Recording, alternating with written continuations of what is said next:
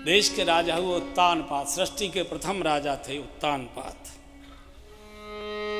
उत्तानपाद का अर्थ है जिसके पैर ऊपर की हो, खोपड़ी नीचे की हो, जिसका मन विकार वासना हो। इनके दो पत्नियां थी, सुरुचि और सुनीति, और हर उत्तानपाद की दो ही पत्नियां होती हैं, एक सुरुचि, एक भोग और एक सिद्धांत।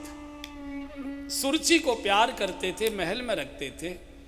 सुनीति यानी धर्म, सुनीति यानी नीति, सुनीति यानी मर्यादा, सुनीति यानी सत्य।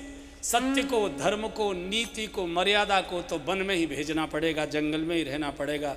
सुरुचि महल में रहती हैं, सुनीति वन में एक झोंपड़ी में निवास करती हैं।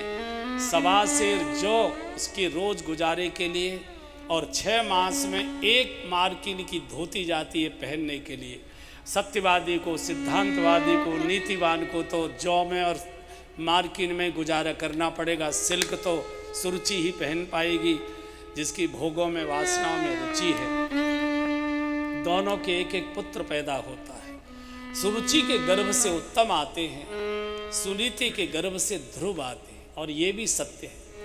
भोग के गर्भ से, वासना के गर्भ से उत्तम ही आएंगे। संधि विच्छेद करेंगे। उत और तम, उत माने गहन, तम माने अंधकार।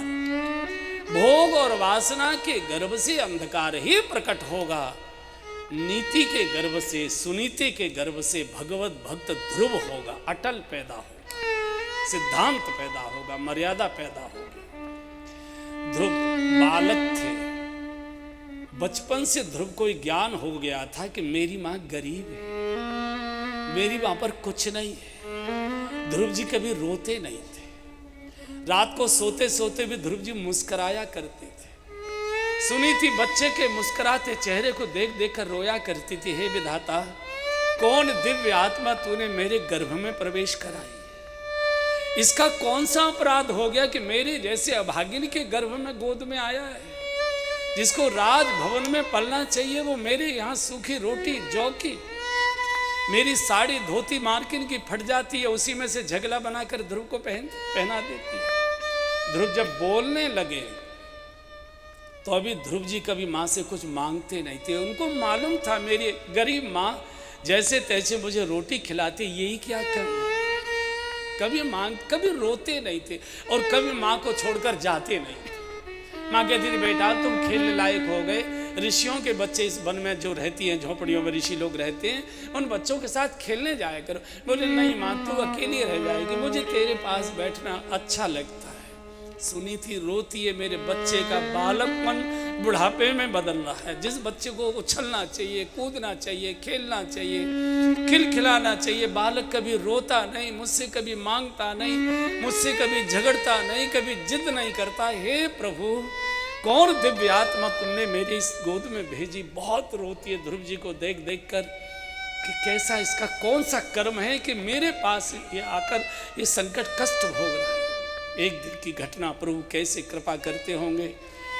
एक दिन ऋषि पुत्रों के साथ माँ ने आग्रह किया, जाओ बेटा खेलने जाओ। तो जैसे वो मंडल बनाकर बच्चे खेल रहे थे, एक ऋषि पुत्र ने धक्का मारा, निकल यहाँ से, हमारे मंडल में प्रवेश नहीं करोगे, तुम अपवित्र हो, तुम्हारी माँ परित्यक्ता है, तुम्हारी माँ को तुम्हारे पिता ने घर से बाहर निकाला हुआ है, हमारे मंडल में नहीं आओ। 4.5 वर्ष का बालक, और पहली बार जैसे किसी ने हथौड़ी की चोट छाती पर मारी हो। तुम अपवित्र हो, अपवित्र माँ के गर्भ से आए हो, तुम्हारी माँ परित्यक्ता है, तुम्हारी माँ को घर से निकाला गया है। बहुत रोए, रोते रोते आए और सुनीति की गोद में एकदम छाती से लिपट गए। इतना रोए, इतना रोए, इतना रोए। सुनीति घबरा गई। ध्रुव बोलो बेटा क्या हुआ, क्या बात हो गई, कहीं चोट लगी, किसी ने कुछ कह दिया, मुझे बताओ। चूंकि सुनीति को लगता था मेरा बालक तो कभी भूख में भी नहीं रोया, कभी इसने सुख साधन में भी इसने आंसू नहीं गिराए कि मुझे ये चाहिए, खिलौना चाहिए, ये कभी नहीं मांगा, आज क्यों रोता है? बोलो बेटा रो मत। रोया नहीं करते, छाती से लगाए, मुख चूमती है, मस्तक चूमती है। जैसे ही कहा कि बोलो तुमको किसी ने कुछ कहा है क्या? मुझे वो तो बोले हाँ माँ, मुझे सच सच बता, झूठ नहीं बोलना। आपको पतिदेव ने, मेरे पिता ने तुमको घर से निकाल दिया है। अरे तुम क्या बोलते हो? नहीं माँ, मेरे साथी कह रहे थे, उन्होंने मुझे खेल मंडल से धक्का मारकर बाहर कर दिया। और अगर तुमको नहीं निकाला है तो मैंने सुना है मेरे पिताजी राजा हैं, राजा रानी तो राजमहल में रहते हैं, आप यहाँ जंगल में क्यों रहती हो? माँ को लगा कि अगर मैंने पिता के आचरण पर अभी कुछ इसको सच सच बता दिया, मेरे बच्चे के मन में पिता के प्रति बचपन से अश्रद्धा पैदा हो जाएगी। सुनीति ये नहीं कर सकती कि बच्चे के मन में माता पिता के प्रति अश्रद्धा पैदा हो जाए। बात को बदला नहीं बेटा, तुम्हारे पिताजी तो राजा हैं, मैं भी रानी हूँ, हमको थोड़े दिन तप करना था और तपस्या तो वन में ही हो सकती है। नहीं माँ तुम मुझे बहकाओ मत, मैं नहीं, न मैं खेलने जाऊँगा न मैं कुछ खाऊँगा, पहले मुझे मेरे पिता का दर्शन कराओ, मैं अपने पिताजी की गोद में बैठूंगा। सब बच्चे अपने पिता की गोद में बैठते हैं, पिता के कंधे पर बैठकर घूमते। मैंने अपने पिता का दर्शन नहीं किया, मैं 5 वर्ष का हो गया, न पिता ने मुझे देखा न मैंने पिता को देखा, न कभी आप उनके मिलने गई न वो आपसे कभी मिलने आए। मैं तब तक पिता की गोद में नहीं बैठ लूँगा जब तक मैं भोजन नहीं को। इतना रोए। अब तो सुनीति कहती है विधाता इस वन से भी कोई और बड़ा वन है, मेरे बच्चे के मन में कुछ आ गई बात तो क्या होगा क्या नहीं होगा, प्रभु रक्षा करो मेरे बालक की, मेरी रक्षा करो। माँ ने समझा नहीं बेटा, पिता देखो वो जो ऊंची अटारी है ना, महल दिखाई दे रहा है, वहां रहते हैं। अरे तुम जाओगे, इतना तुमको प्यार दुलार करेंगे, जहां से देखेंगे दौड़कर तुमको गोद में बिठाएंगे। और सुनो वहां तुम्हारी छोटी माँ मिलेंगी, उनको प्रणाम करना, मस्तक टेक कर चरणों में उनका आशीर्वाद लेना, और तुम्हारा छोटा भाई उत्तम उसको गले मिलना। माँ को प्रणाम कर आशीर्वाद लेकर ध्रुव जी नाचते हुए जा रहे हैं। पिताजी मिलेंगे, महल में जाऊंगा, गोद में लेंगे, दुलार करेंगे, छाती से लगाएंगे, माँ प्यार करेंगी, खिलौने देंगी, भैया को मिलूंगा, भैया के साथ खेलूंगा। और सायंकाल आकर अपने मित्र को कहूँगा तुम झूठ बोलते थे, देखो मेरे खिलौने, देखो मेरे पिताजी का लाड़ प्यार।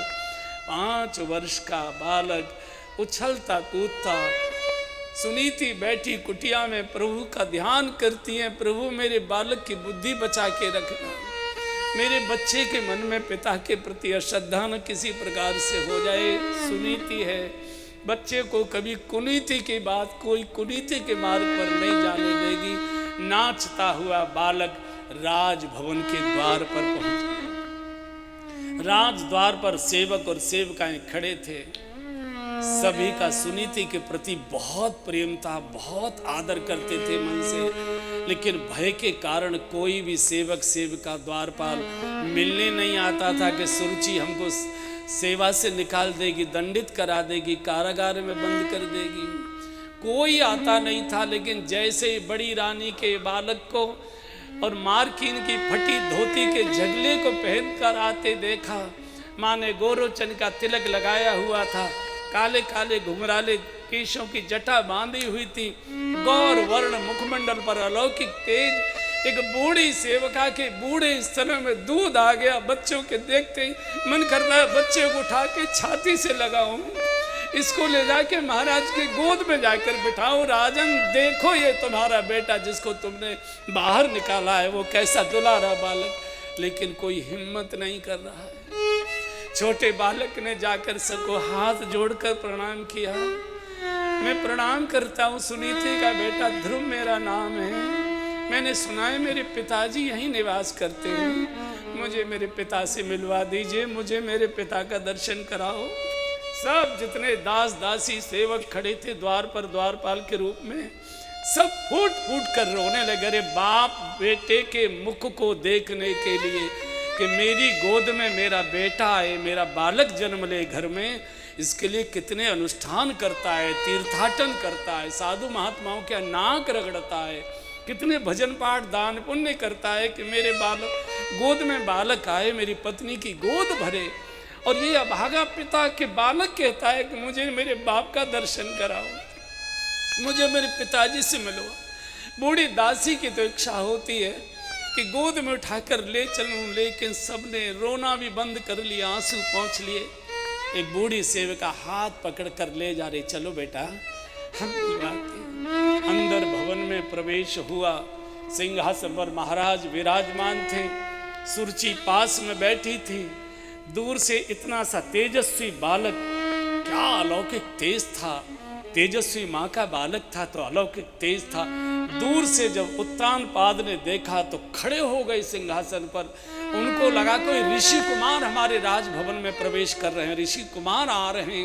इतना अलौकिक तेज, मुखमंडल पर गौरवचन का तिलक है, काले काले घुंघराले केशों की जटाएं, बिल्कुल मुनि वेश का बालक। खड़े हो गए स्वागत के लिए, एकदम दौड़ कर आए हैं। दंडवत करना ही चाहते थे, राज परिवार की मर्यादा का पालन करना चाहते थे। बालक ने दंडवत प्रणाम किया है। पिताजी, मैं आपकी बड़ी रानी सुनीति का बेटा ध्रुव आपके चरणों में प्रणाम करता हूँ। और जैसे ही सुनीति और उनका बेटा ध्रुव बोले, बाप का भी हृदय भर गया। मेरा बेटा, बड़ा बेटा आया। एकदम दौड़कर, लेटे थे ध्रुव जी जमीन पर माथा टेके, और दौड़कर जैसे ही कंधे पकड़कर उठाकर गोद में लेना चाहते थे, सुरुचि सिंहासन से चीख पड़ी, खबरदार इसको स्पर्श किया। उत्तानपाद का वही हाथ रुक गया और ध्रुव जी ऐसे हाथ जोड़े खड़े हैं। आंखों में आंसू भरे, मोती जैसे बिंदु यहां दिखाई दे रहे हैं। बस ऐसे, मुझे गोद में नहीं लेंगे, मैं आपका बेटा नहीं हूं, सुनीति आपकी पत्नी नहीं है। मेरी माँ ने कौन सा अपराध कर दिया जिसके कारण आपने उनको अपने भवन से निकाला है? मेरी माँ के अपराधों की मैं आपसे क्षमा मांगने आया हूँ। मेरी माँ को क्षमा कर दीजिए, मैं आपका बेटा हूँ। ध्रुव जी ने फिर से चरणों में शीश रखा है। पिताजी, मेरी माँ के अपराध क्षमा कर दीजिए, मैं क्षमा लेने आया हूँ। फिर ध्रुव जी की बात सुनते ही उत्तानपाद के नेत्रों से आंसू टपकने लगे। कुछ बोले नहीं, गमछे से मुंह ढका और जाकर सिंहासन पर बैठ गए। माँ की दूसरी बात याद आ गई, जैसी सुरुचि चीखी थी। माँ ने कहा था तुम्हारी छोटी माँ मिलेंगी, जाकर उनको प्रणाम करना। और जैसे ही जाकर माँ को प्रणाम किया, माँ मैं ध्रुव आपको प्रणाम करता हूँ, मुझे आशीर्वाद दीजिए। और जैसे ही सुरुचि की ओर ध्रुव ने सिर झुकाकर आगे की ओर अपने सिर को बढ़ाया, इतनी जोर से लात मारी, बालक दूर जाकर गिरा है। अरे माँ बेटी तक को लात नहीं मारती है, बेटे को तो सवाल ही नहीं उठता है। ध्रुव दूर जाकर गिरे। उत्तानपाद कुछ बोल नहीं पा रहे, कारण जो जितना ज्यादा भोगी होता है, जो जितना ज्यादा विलासी होता है, उतना ही स्त्री के अधीन रहता है। और ऐसा व्यक्ति स्त्री की गलत बात का विरोध नहीं कर पाता। एकदम मुंह ढक लिया। ध्रुव जी हाथ जोड़ के कभी उत्तानपाद की ओर देखते हैं, कभी सुरुचि माँ की ओर देखते हैं, कभी उत्तानपाद की। भीतर भीतर बातें आ रही हैं। माँ ने कहा था, बेटा जहाँ से पिता देखेंगे दौड़ कर आएंगे, तुझे गोद में लेंगे। छोटी माँ प्यार करेगी, दुलार करेगी, मुख चूमेगी, तुझे खिलौने देगी। क्या माँ कहती थी और मैं क्या देख रहा हूँ? छोटा बालक हाथ जोड़े खड़ा है, रो रहा है, कोई पास नहीं आ रहा है, कोई पास नहीं आ रहा। कई प्रश्न किए हैं ध्रुव जी ने, आप बताइए क्या मैं आपका बेटा नहीं हूँ? मैं आपकी गोद में बैठने का अधिकारी नहीं हूँ? सुनीति ने चीख कर कहा, दासी इस लड़के को घसीट कर बाहर निकालो, राजभवन से आगे आने नहीं देना। और सुनो बालक, इस राजा की गोद में वही बैठ सकता है जो मेरे गर्भ से जन्म लेगा। अगर इस गोद में बैठना चाहते हो, पहले तपस्या करो, शरीर छोड़ो, फिर मेरे गर्भ में आओ, मेरे गर्भ से जन्म लो, तब इस गोद में बैठ सकते हो, निकालो यहाँ से। और जब सेविका ने, वही सेविका लाई थी, रोते रोते उसको ये काम दिया गया कि हाथ पकड़कर घसीट कर से बाहर निकालो। और जब ध्रुव जी को हाथ पकड़कर वो बूढ़ी दासी बाहर ले जाने लगी, ध्रुव जी मुड़ कर देखते, शायद मेरी माँ को तरस आ जाए, मेरे पिताजी को तरस आ जाए, शायद बोल पड़े, शायद कहते ध्रुव बेटे आओ, ध्रुव बेटे आओ। मुड़ते जा रहे हैं, देखते जा रहे हैं, रोते जा रहे हैं। राजा तो उठकर कक्ष में चला गया। पुकारती हुई ये अपने कक्ष में चली गई और रोते रोते ध्रुव आए हैं और माँ की गोद में माँ की छाती से लिपट कर इतना रोए, इतना रोए, इतना रोए। माँ घबरा गई। मेरा बालक तो कभी भूख प्यास में भी रोता नहीं था। कोई बड़ी बात हो गई, किसी ने बड़ी चोट दी। बोलो बताओ ना बेटा, पिताजी मिले होंगे, कितना दुलार किया, कितना प्यार किया। बड़ी माँ ने क्या क्या खिलौने दिए। जब बहुत पूछा क्या खिलौने, मुझे धक्का दिया है, मुझे दुत्कार दिया है, मुझे घसीट के महल से बाहर कर दिया। माँ मेरे साथ चलो, तुमने कोई या तो बड़ा पाप किया, नहीं तो मैं फिर जाऊंगा। कोई बात नहीं, मैं आके क्षमा मांगूंगा आपकी ओर से, मैं उनसे प्रार्थना करूंगा। जब बहुत आग्रह किया और ऐसा लगा कि ध्रुव जी कहीं 19-20 प्राण न छोड़ दें, तो कहा बेटा ऐसी गोद में बैठने की क्यों इच्छा करते हो जहाँ से कोई धक्का मार दे।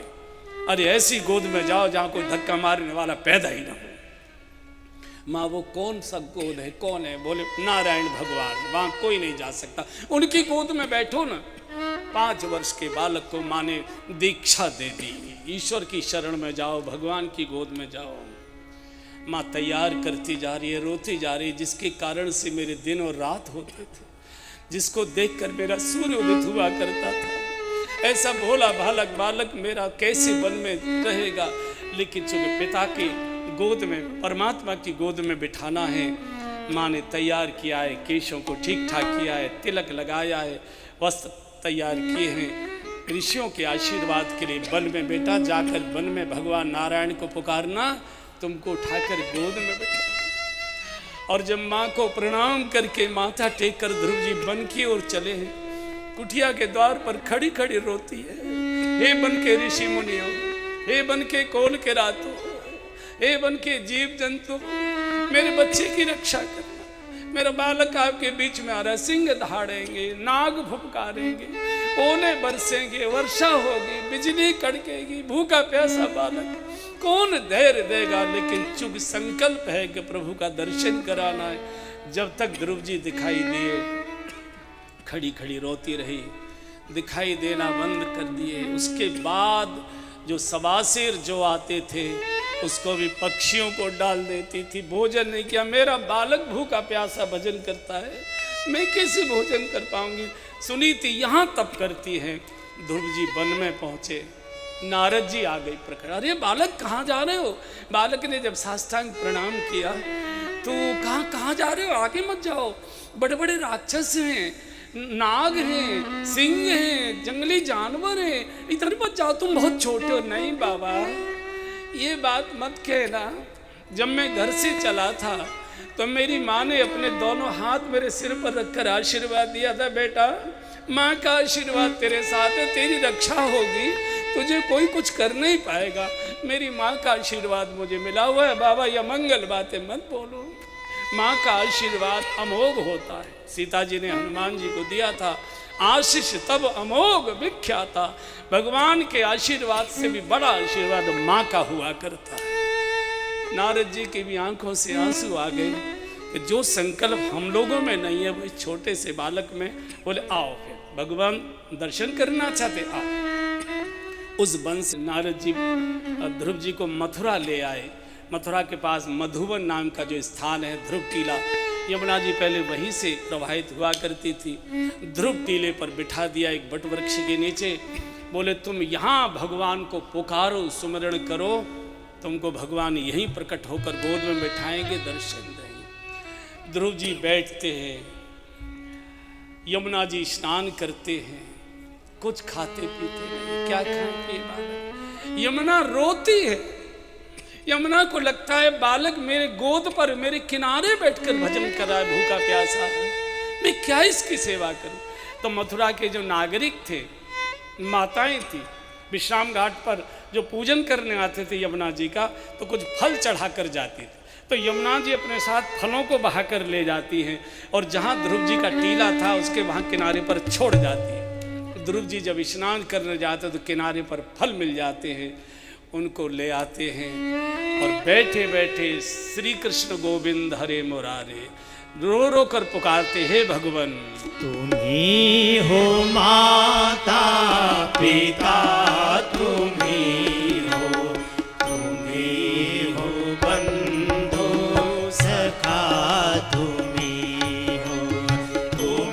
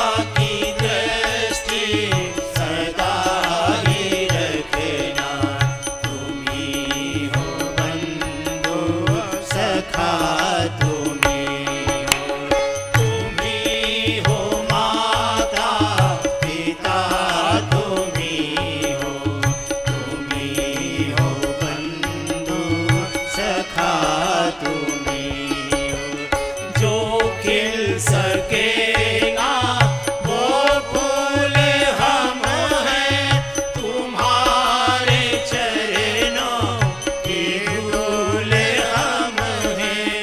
जो खिल सके ना वो फूल हम हैं, तुम्हारे चरणों की धूल हम हैं। दया की दृष्टि सदा ही रखना, तुम ही हो बंधु सखा, तुम ही हो। दया की दृष्टि सदा ही रखना, तुम ही हो बंधु सखा, तुम ही हो। तुम ही हो माता पिता, तुम ही हो। तुम ही हो बंधु सखा, तुम ही हो। तुम ही हो बंधु सखा, तुम ही। इतना कठोर तप, एक पैर से खड़े हो गए, फलाहार भी छोड़ दिया, जला आहार भी छोड़ दिया। एक स्थिति ऐसी आ गई कि ध्रुव जी ने श्वास लेना बंद कर दिया, और जैसे ही ध्रुव जी ने अपनी श्वास को रोका, सारे ब्रह्मांड की श्वास रुक गई, भगवान की श्वास रुकी। एकदम भगवान ने अकुलाकर नेत्र खोले। लक्ष्मी बोली क्या हुआ? बोले ध्रुव प्रतीक्षा कर रहा है। और एकदम भगवान प्रकट हुए ध्रुव जी के सामने, उठाकर छाती से लगा लिया, ध्रुव नेत्र खोलो, तुम्हारा बाप तुमको गोद में लिए खड़ा हुआ। भगवान ने बहुत दुलार किया, ध्रुव ऐसे पिता की गोद में आए हो, अब यहाँ से तुमको कोई धक्का मार कर नहीं गिराएगा। जाओ माँ के पास, तो जिस माँ ने तुमको मेरे पास भेजा, एक बार उससे मिलो। ध्रुव जी तप करके माँ के पास अलौकिक तेज देवता पुष्पों की वर्षा कर रहे हैं। आज नारद जी ने जाकर फटकारा उत्तानपाद को, राजन शर्म में डूबो, तुम वृद्धावस्था में भोग में डूबे हो, और गोद में खेलने वाला बालक तप करके भगवान को प्रकट कर रहा है, जाओ उसको प्रणाम करो। बाप आया है ध्रुव जी को प्रणाम करने के लिए। तो गोस्वामी जी लिखते हैं, ध्रुव संग लाए जपे हरि नाम, ध्रुव संग लाए जपे हरि नाम। पायऊ अचल अनुपम धाम, पायऊ अचल अनुपम धाम। कलयुग का बंधु और बहनों, एक ही भजन है, उठते बैठते सोते जागते, खाए बिना खाए, नहाए बिना नहाए, मन से बेमन से जैसे भी हो भगवान के नाम का सुमिरण करो। बाकी और कठोर साधन में उलझने की आवश्यकता नहीं है।